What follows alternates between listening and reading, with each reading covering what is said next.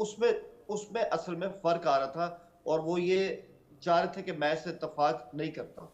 हालांकि एक दिन पहले उन्होंने अपनी पार्टी को हिदायत की थी कि आपने इस इजलास में पार्टिसिपेट करना है, लेकिन बाद में उनको लगा कि यहाँ पे जो फैसले, जिस तरह के फैसले लिए जाएंगे, शायद ये वो अंदाज नहीं है जो मैं चाहता हूँ, क्योंकि उनको अभी भी लगता है कि अभी भी मतलब ये जो टीटीपी है इनसे बात हो सकती है, वो अभी भी अफगानिस्तान से बात हो सकती है। तो आई थिंक ये उनके उनके और हुकूमत के बीच में आइडियाज का इख्तलाफ है।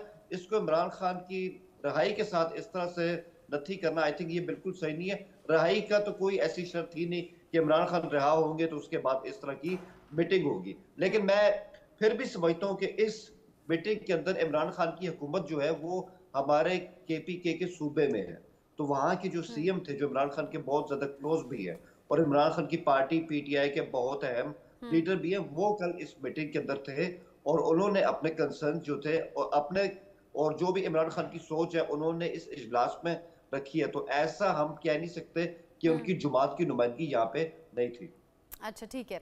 मतलब इसको देखने का नजरिया कुछ अलग हो सकता है, लेकिन कुल मिलाकर वहां पर जो सिचुएशन है वो सरदर्द से कम नहीं है और सबसे बड़ी बात सोल्यूशन कुछ निकल नहीं पा रहा है। कर्नल सोढी, अगर हालात इसी तरीके से बने रहे तो सोल्यूशन क्या है?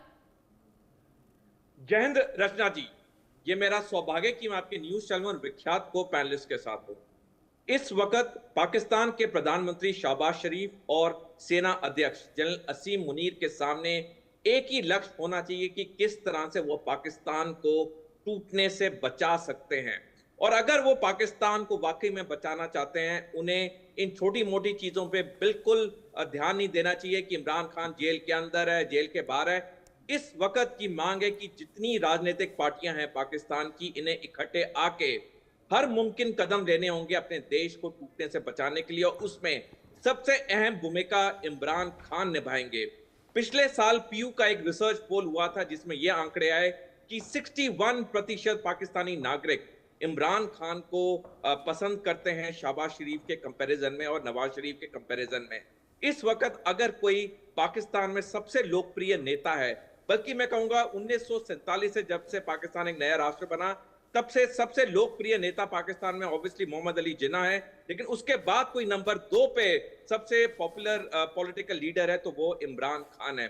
इस वक्त पाकिस्तान की मांग है कि इनको रिहा करना चाहिए, इन सारों को इकट्ठे बैठना चाहिए, अपने मुल्क को टूटने से बचाना चाहिए। रचना जी, मैं आपके दर्शकों को एक बात बताना चाहूंगा। 1971 का जो ये युद्ध हुआ जिसे पाकिस्तान 2 हिस्सों में टूट के बांग्लादेश एक नए राष्ट्र के रूप में उभरा, तब भी कुछ ऐसी ही राजनीतिक सियासत थी, एग्जैक्टली सेम तो नहीं थी। सिमिलर लाइंस पे उन्होंने अपने एक प्रोमिनेंट जो राजनेता थे तब ईस्ट पाकिस्तान के मुजीबर रहमान, उसको उन्होंने अरेस्ट किया, उसको उन्होंने इलेक्शन जो जीता था उसको सत्ता नहीं दी। ये सारी चीजें पाकिस्तान देख चुका है।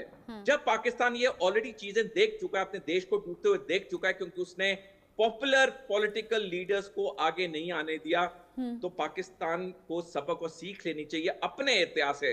बाकियों के इतिहास से मत लो, अपने इतिहास से सबक और सीख लो। अपने देश को बचाना है तो उन्हें इमरान खान को रिहा करना पड़ेगा, तभी जाके शायद इस मसले का कोई हल निकल सकता है। अब हम यहाँ बैठकर सिर्फ ये कोशिश कर सकते हैं या बात कर सकते हैं कि भाई सोल्यूशन क्या निकलेगा, क्योंकि पाकिस्तान में जो हालात हैं वो मुफीद तो कतई नहीं है।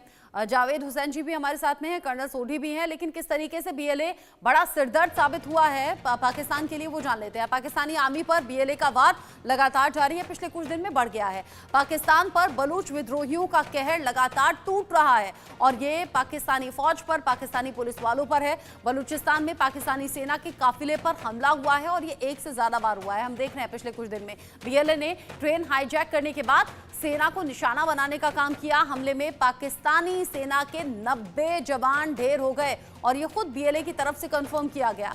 क्वेटा से तफ्तान जा रहे सुरक्षा बलों के काफिले पर हमला किया गया, यहां भी बड़ा नुकसान करने के इरादे से हमला हुआ। बलूच लिबरेशन आर्मी ने जाफर एक्सप्रेस हाईजैक किया था और उसके बाद में यह हमला किया गया। बीएलए ने ट्रेन में सवार 214 लोगों को मारने का दावा भी किया। आप समझिए कि संख्या कितनी ज्यादा बड़ी है।